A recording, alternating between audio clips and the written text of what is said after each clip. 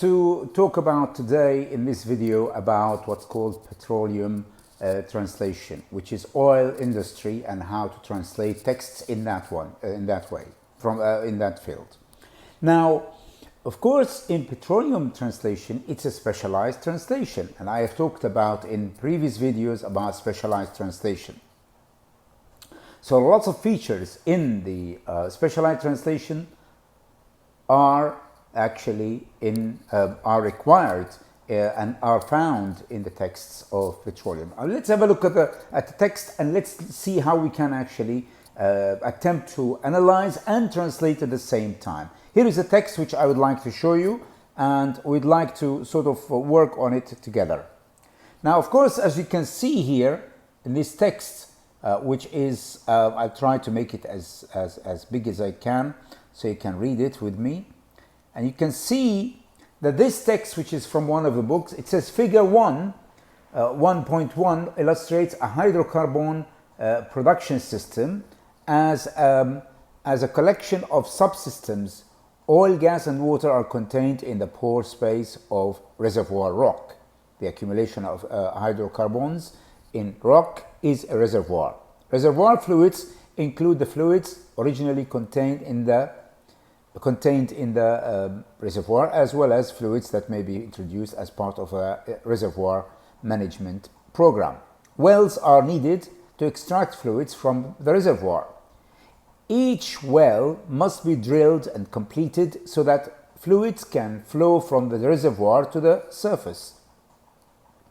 Well performance in the reservoir depends on the properties of the reservoir rock, the interaction between the rock and fluids, and fluid properties.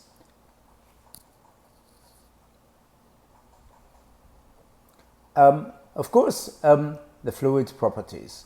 Now, performance also depends on several other properties, such as the properties of fluid flowing through the well length, cross-section, and trajectory, and type of completion. The connection between the well and the reservoir is achieved by completing the well so fluid can flow from reservoir rock into the well. Now, based on what I said before about specialized translation, and this is specialized translation, you will see that all the words are monoreferential. What is monoreferential? It means they refer to only one single thing.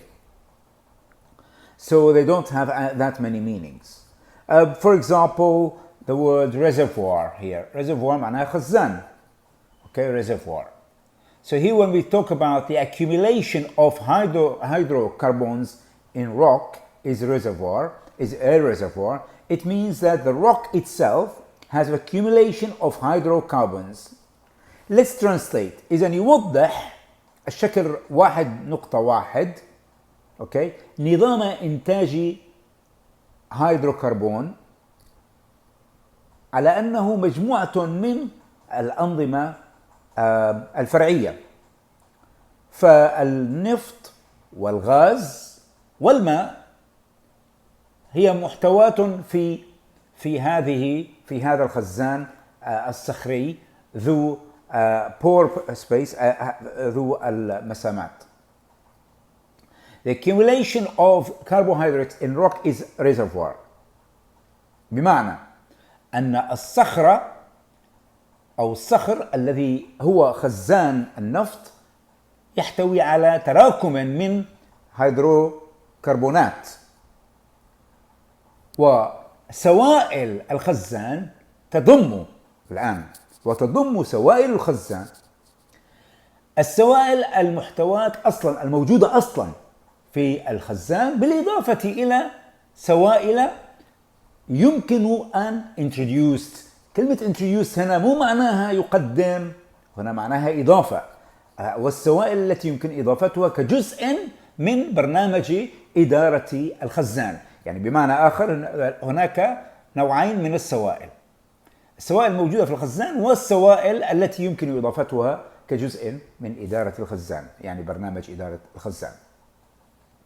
فالآبار، فنحن نحتاج للآبار أو ثمة حاجة للآبار لاستخراج السوائل من الخزان، ولا بد أن يتم حفر كل بئر وإكمال إعداده بشكل تام، إتمامه بحيث يمكن للسوائل أن تتدفق من الخزان إلى سطح الأرض، يعني تخرج إلى سطح الأرض. وأداء البئر في الخزان يعتمد أداء البئر في الخزان على properties. كلمة properties إلى معنيين طبعا، في ممتلكات properties somebody's properties ممتلكات، لكن هنا معناها المواصفات، مواصفات صخرة الخزان أو الصخر الذي يضم الخزان. properties إذا مواصفات هذه الصخرة، والتفاعل بين الصخور والسوائل والسائلين، يعني في سائلين لأن السائل الموجود أصلا والسائل الذي أضفناه، ومواصفات أو خصائص السائل. إذن كلمة properties هنا خصائص، بدأنا في كلمة مواصفات لكن أدركنا أنه لازم تكون هي خصائص، فنستخدم كلمة خصائص properties ككلمة ترجمة نترجمها لهذه الكلمة properties. طيب، يعتمد أداء البئر على خصائص أخرى عديدة، مثل خصائص تدفق السائل عبر البئر، وطول البئر، والمقطع العرضي للبئر، ومسار البئر. كل هذه الكلمات يجب أن نضع كلمة بئر، لأن كلمة well is really describing the well. The well is the description of length, cross-section and trajectory, all of the three. فإذا طول البئر ومقطعه العرضي ومساره، وأيضا نوع اكتمال البئر، يعني الطريقة التي أكملنا فيها بناء البئر. The connection between the well and the reservoir is achieved. ويمكن أن تكون هناك صلة بين البئر والخزان من خلال إكمال البئر، إكمال تشكيل البئر، بحيث أن يتمكن السائل من الانسياب أو من التدفق، بحيث يتمكن السائل من أن يتدفق من صخرة أو الخزان إلى البئر ذاته. I hope that this kind of what I have just actually been explaining to you about this text is that you can see that it's quite easy really to actually look at Ala Muhammad Baluhat. What is important when we are looking at such kind of text is a very simple text. All the words are very, very mono-referential. They refer to only one thing. There is no ambiguity, there is no imagery, there is no any stylistic devices that are used in the text so that I can say that this text is, of a literary type. It's not a literary type as such.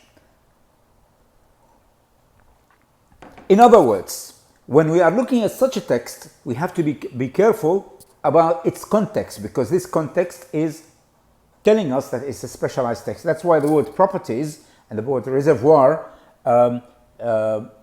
ocean blue, yes, ocean blue, and the reservoir, all of these words have got only one single meaning, mono-referential, as Kim Gregor has said. You've seen the text itself, that it has only one single meaning, if you like, and it's technical. It's a technical text. What is so special about this technical text usually is the noun phrases, the long noun phrases. We've seen that there are fluids. We need to understand how many types of fluids are going to be. There are two types. We need to look at the word fluids, and properties. We need to look at the word reservoir and the rock in which this reservoir is kept. That's why it's there. يعني الخزان وكيف يتم حفظه وعرفنا أيضا أن الصخرة فيها هي تراكم من هيدروكربونات. فإذا هذه الأمور، هذه المعلومات هي طبعا what is important here is what Nord has said.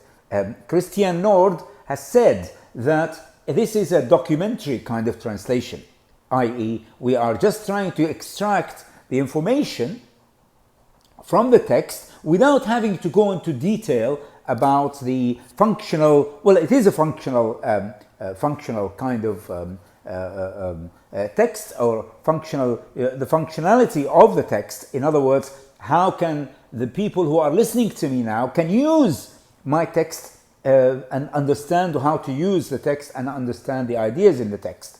And that's what's called the function of the text function, i.e. it does make sense to somebody who's reading, and they can actually know what to do, or they know the information. I'm going to stop here, but I think I've covered a little bit on that. What is so important, and we have learned, is that this kind of text, there is no hidden meanings in it, there is no implications, there is no implicit meanings. All of them are explicit, very clear, very straightforward. So it requires only a good, like Al-Khatib dictionary is a very good dictionary for scientific and technical texts. I hope that you've learned something from today's session about this kind of text and how to handle this kind of text, which is in petroleum, in the petroleum field. Have a nice day.